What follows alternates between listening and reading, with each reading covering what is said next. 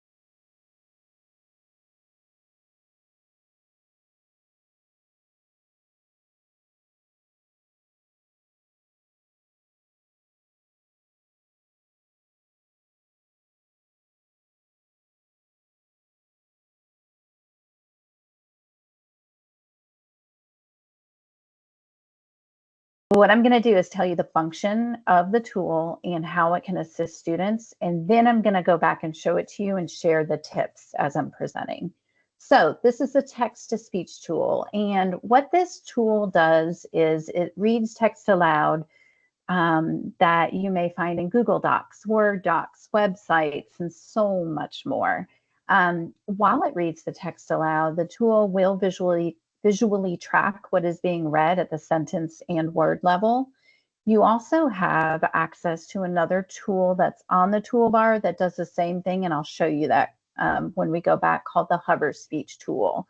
It does the same thing as the text-to-speech tool that you will see. So how does this assist your students? So this will assist by helping those students that have decoding deficits, that are not reading on grade level, and maybe they need to access some grade level content. It will help those kids be able to access electronic material for the class setting. It also assists with attention and focus because it provides that auditory feedback when it's reading the text on the screen, and it's multisensory. It highlights, and so really helps you focus on what is being read aloud. I use it personally for the next item, and it assists students with editing written work by allowing them to listen for errors. So when I am writing things that are lengthy, I will pop open the text-to-speech tool and have my work read back to me to help me pick up on errors that I don't normally pick up if I'm just reading independently. Are popped open, and I am on a web page. This is Georgia Studies content.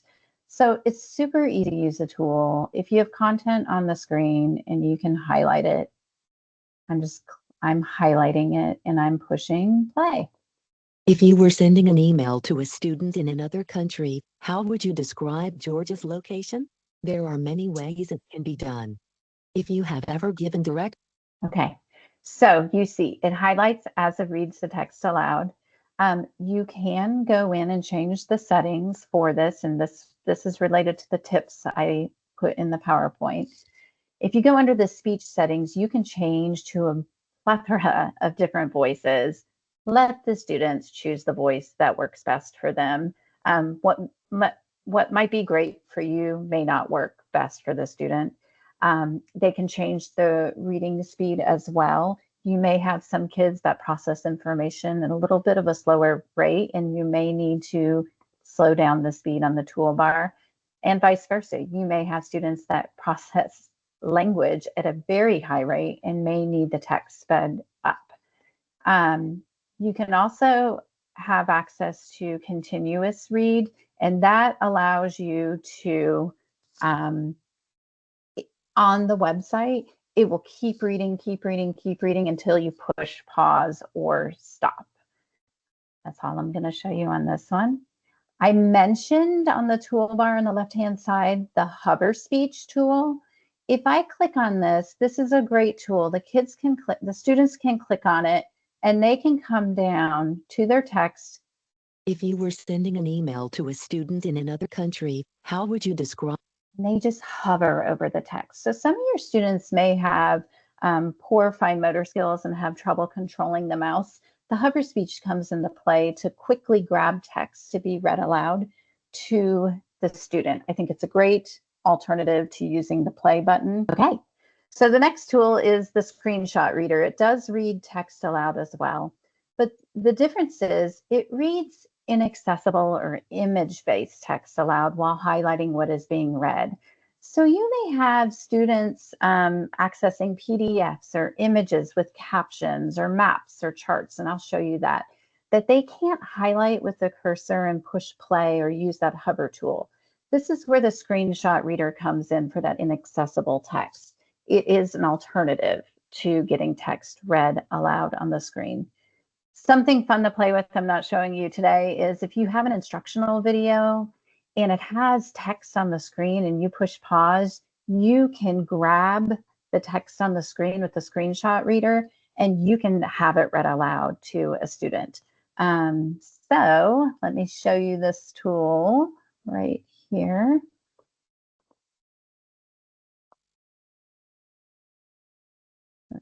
My audio on. Okay, so let me go to an example. So on my screen, hopefully you all can see, I have a timeline from an online textbook. And if I try to highlight it right now to have it read, it won't read. If I try to use the hover speech, what happens is it starts reading all the underlying text. And so, you know, when students get into middle school, later elementary and into high school, and you start getting into multi-syllabic words, they're going to need assistance with having some of the content-based language read aloud. So this is where the screenshot reader can come into play. So all I do is grab it, and I have to draw a text box around the text. Georgia colony created to extend from the Atlantic Ocean to the Pacific Ocean.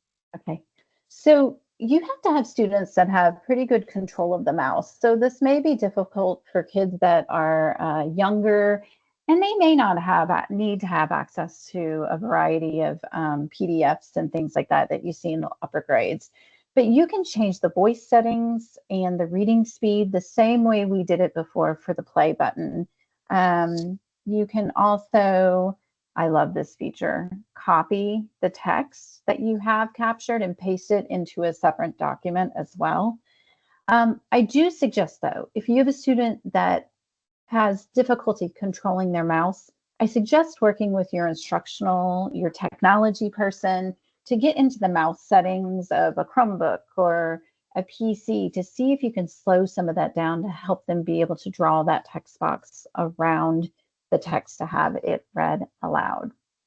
I'm going to move, actually, let me show you this. I have a worksheet. This is an example of a worksheet. You can highlight on it.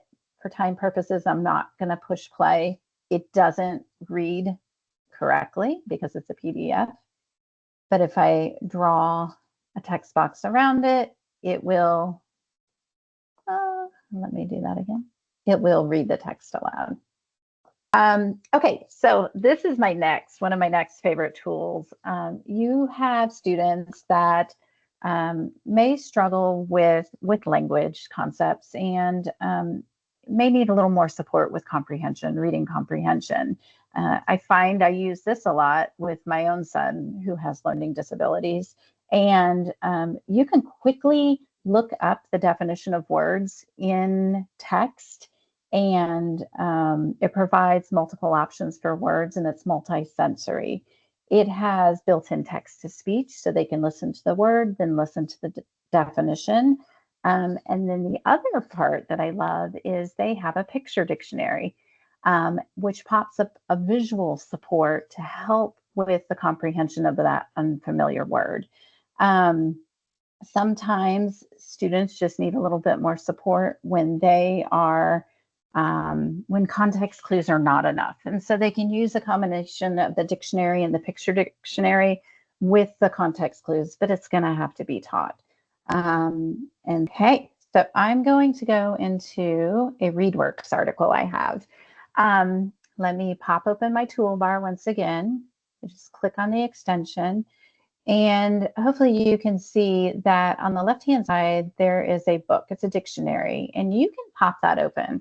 What I love about this is you can move it anywhere on your screen. And when kids are interacting with text, they can have it open and click on a word. So let's do humans. All I do is double click on the word, and it pulls up the definition for the word.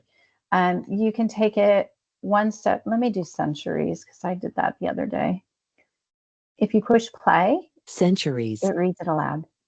Noun. It's so great. 100 years. We have not. Then you can, if they need more support than that, and they say, I still don't understand what the meaning is, you can click this little, looks like mountains with a little sun. It's a picture dictionary. And when you hover over the features, it tells you what it is. So when I click on that, look what I can do. I can move it around on my screen, but that gives me options for what centuries may mean. Now, there is not always a picture dictionary, a picture for every word that you're defining. I think a tip for use of this is you're going to have to instructionally, if there are multiple definitions for a word, a good instructional support is to teach the kids how to determine which definition is the right definition for the word being used in the sentence using their context clues. I think it's super easy to use and can be taught successfully to the students. Okay, the next tool is pretty magical. It's the vocabulary tool. And so it takes the function of the dictionary, takes it one step further. This allows students to create separate documents of different vocabulary words with their definition, and it also provides a visual. The list can be created like in a Google Doc or a Word doc and edited using the literacy tools and Read and Write. It allows students to be independent with vocabulary activities that may struggle with fine motor or literacy deficits that may impact spelling or reading. If it's done through paper pencil. I love it. It puts everything in one location to be used at a later date. What I'm going to do, I'm randomly highlighting words. I'm just going to click on the word I want highlighted and defined, and I can use any of these highlighter markers at the top of the screen. It doesn't matter what color for the purposes of this. Kids may really enjoy highlighting, but I just want to get a few grabs. Okay, so once I have a few words highlighted, what I do is I come over on the right-hand side to the vocabulary list builder, and I click on it. I leave everything checked right now for the purpose of this presentation, but you can uncheck and only collect certain colors. So when I push OK, gotta give it a second. It's loading. Hopefully you guys can see it. Okay, look what it did. It took the word that I had highlighted, put it the definitions, all the possible definitions, and all the possible picture symbols to go with it. You can edit this document and take things out. Great tool to use with the whole class as well, to help them determine which definition is the correct definition for the word America. I think it is easy. It's fun to use. The kids love it. but they have to be patient when they are accessing it, because as you saw, it took a second to load. So now we're going to get into, I have 7 minutes, I can do this. Writing. I really want you to see the writing tools. I am going to go back and show you the play button and how that works with writing. But this is, the next piece is the word prediction tool. It's the co-writer word prediction tool. This assists students with spelling and grammar weaknesses by giving them a list of predicted words to choose from for their writing. It compensates for any spelling weaknesses that students may have based on context and spelling errors. It can predict ahead in a student's writing to help assist with word recall.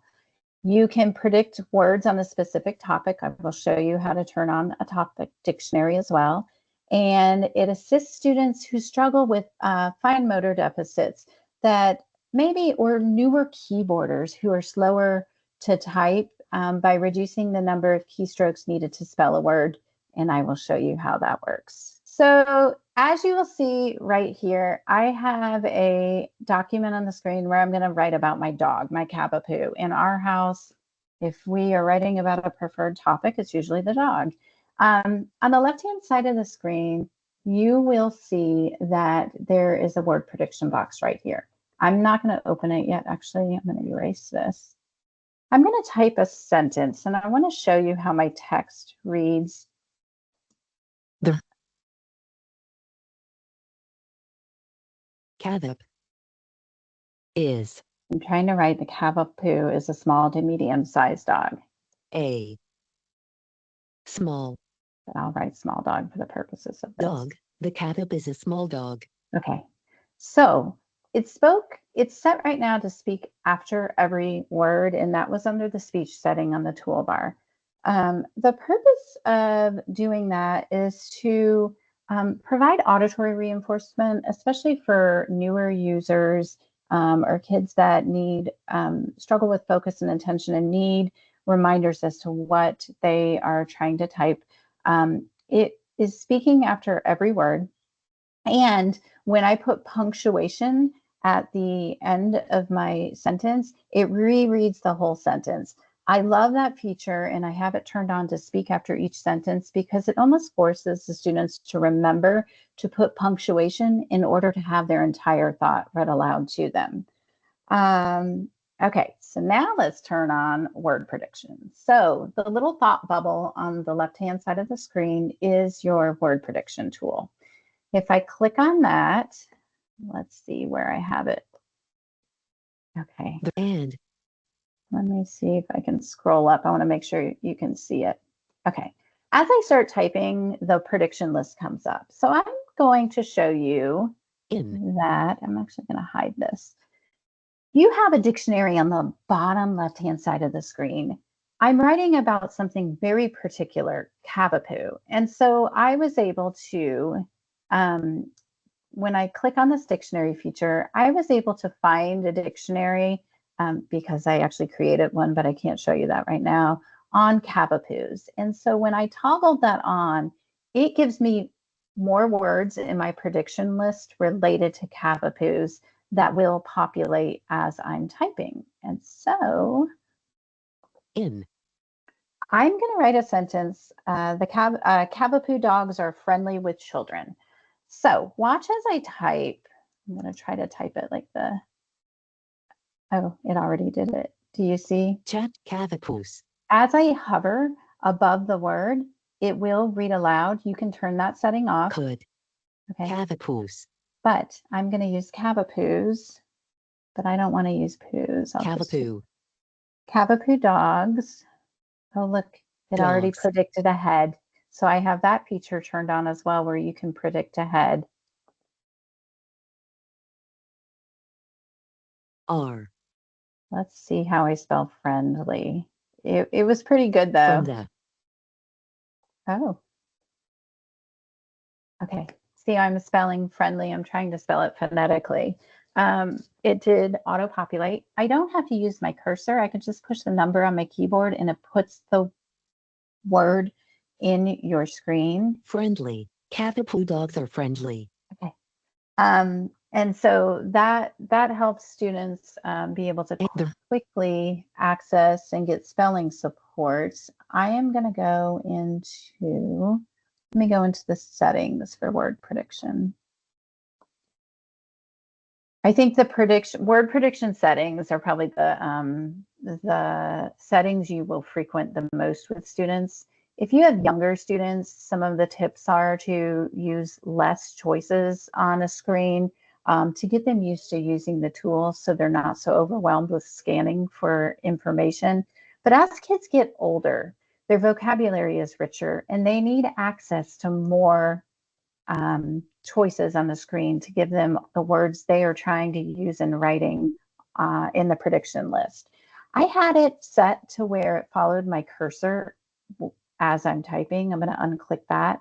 And I want to show you, I don't know for time purposes if I can go through all of this. I want to show you. So look what happened. My box, my word prediction box is now on the left-hand side of the screen.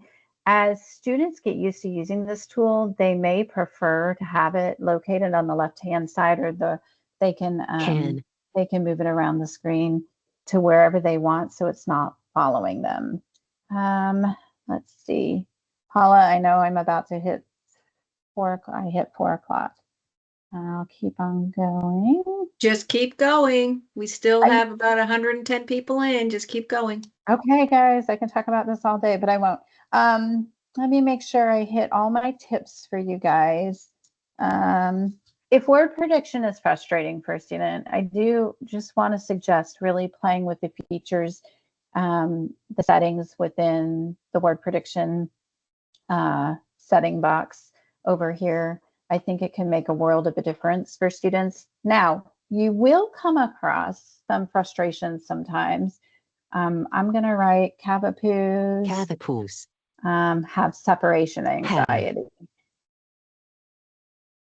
Okay. Oh my gosh, I'm so frustrated. It's not being predicted. I may try a few different ways to spell it. So I am actually going to jump into the next tool, and we'll go back to the PowerPoint in a minute, but I wanted to show you while I'm here. I was trying to write Cavapoos have separation anxiety. Sometimes the word may not be predicted in the prediction list. And so what I suggest is toggling on the talk to type, which is the speech to text tool. And oftentimes I tell students if they're stuck with their word prediction, turn this on really quick and you can get your thought out. So let me go in and show you when I turn it on. Separation anxiety. Okay, I was able to get my thought out. I can pop my word prediction. You don't have to turn it off, but I can pop it back open and continue with my writing. And so you will see that this is probably one of the most frequently used tools I find in the classroom is speech to text, because it's just easy to use, but it's not always conducive to the learning environment. And so when students use this tool, I think it's important to know that I think it could be a great way for them to get their thoughts out. But I also think that in conjunction with intervention, the co-writer tool really can take their writing to the next level. Disorder. While they're working on text for class. So the purpose of that talk and type or speech to text tool is to voice dictate and transcribe text with ease.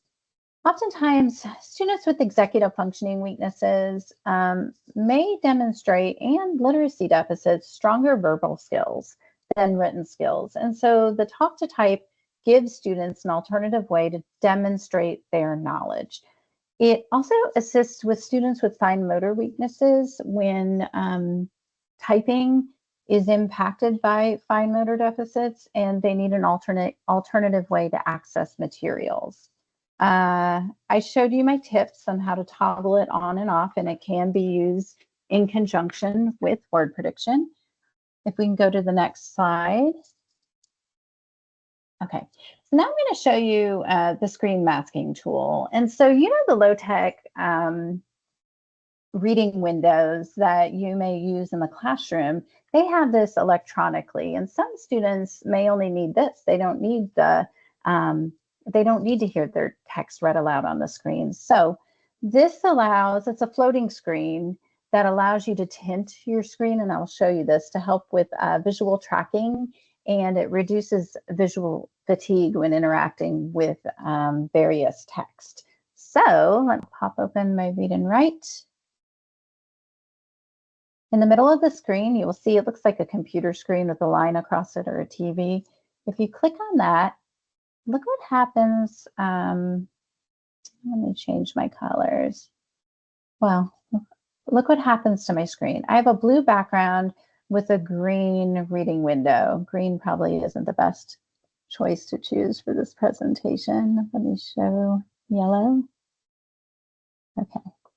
So you can scroll down a screen really easily, and it will help students track the text as they're reading it and reduce kind of that visual distraction behind them.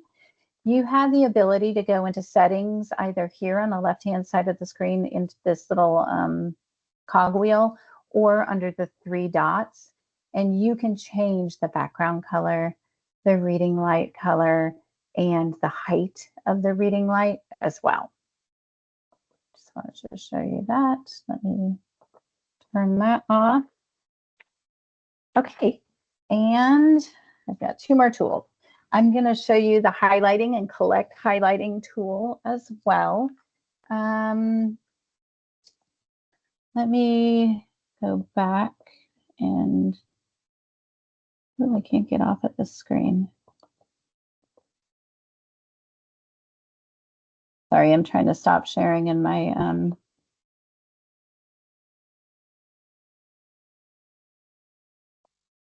I usually have a little window to stop sharing. That went away. Let me push.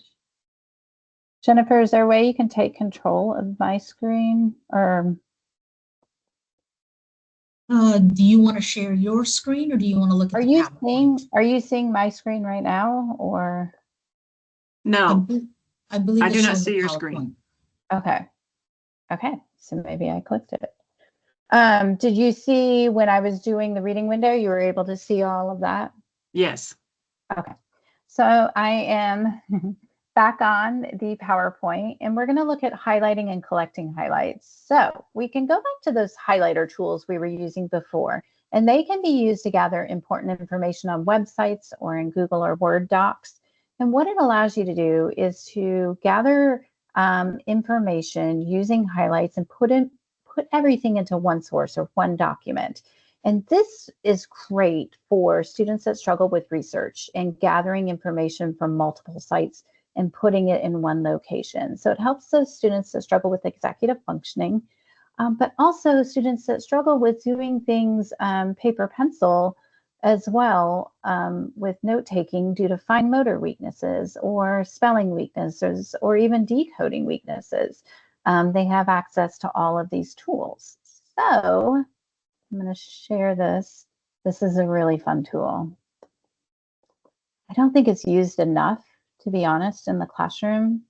So say I have to collect facts on this article, Stargazing Across Time. So I am just picking random things, you guys. I can click this fact. I think it's very important to use in my research. Once again, for the purposes of this presentation, it doesn't matter what color I'm using. Okay, let me find a few more facts. I'll do another yellow. Okay, so I have 3 facts. I then want to take this or extract this information and put it into a new document.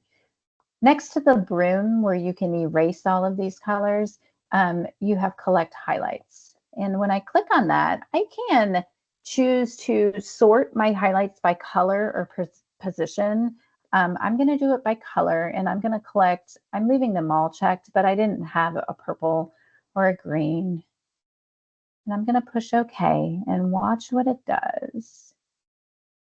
I always tell the kids, students, hands off the keyboard. It takes the information that we highlighted and it puts it in a new Google Doc.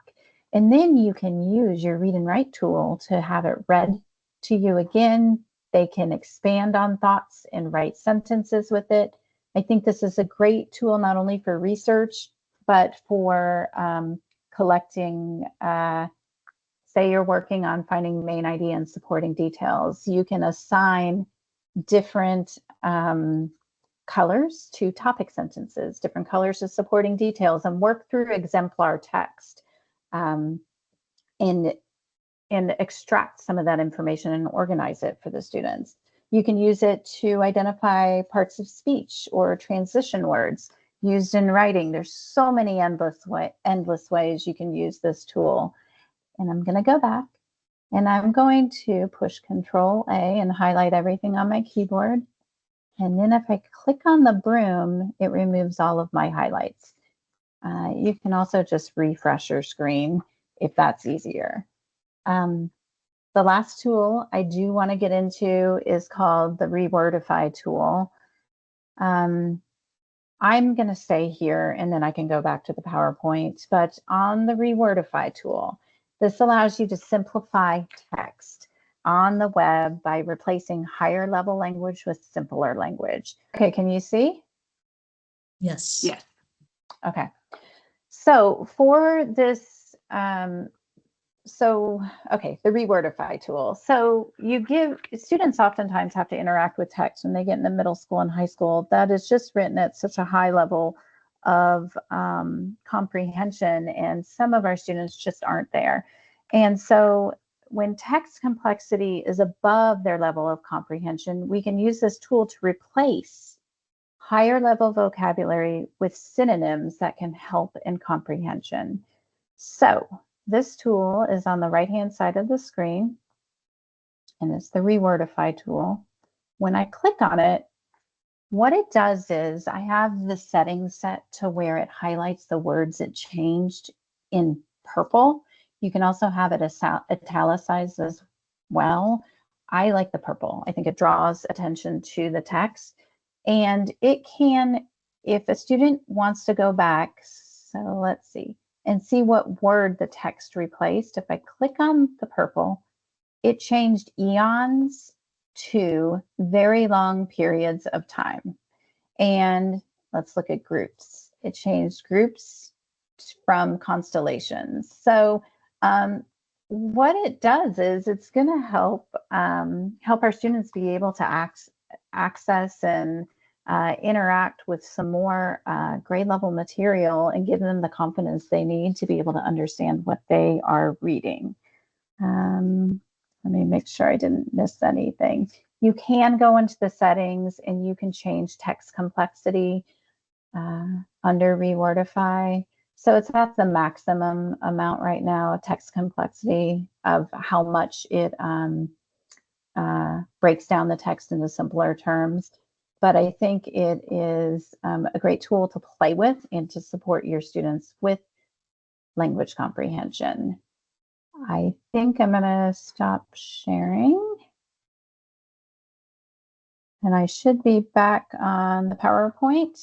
And that is the PowerPoint slide for Rewordify, for the Rewordify tool within Read and Write. And I think that's the last feature that I was going to show you today. So let me turn my camera back on. If you guys have any questions about this, it's a lot of information in a short period of time. I hope the PowerPoint is a resource for you all. Any further info, you can contact Georgia Tools for Life at the various locations on the screen. I am just going to tell you, I love this tool. I am going to say from a personal standpoint, it has been life-changing for my own son, and it's allowing him to be independent with his schoolwork and be able to work through the writing and reading tasks that are assigned every day. So I hope you love it as much as I do. I appreciate everyone for sticking around.